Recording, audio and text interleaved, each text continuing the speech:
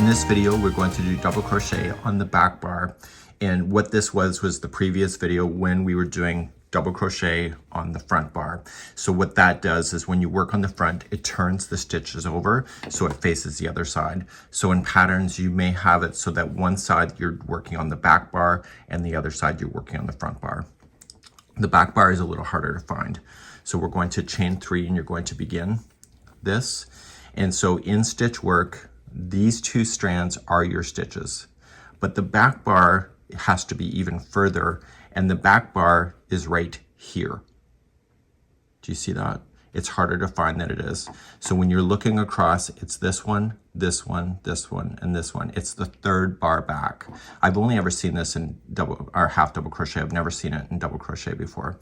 So what I want to do is I want to wrap the hook, and we're gonna focus on that bar. Once you get the first bar, it becomes easier to see the rest that come in line.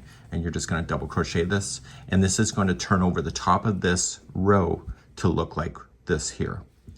So continuing to turn it over and look for the next one. It's kind of jumping out at you at this point after you get the first one, and you're just going to double crochet here on the back bar.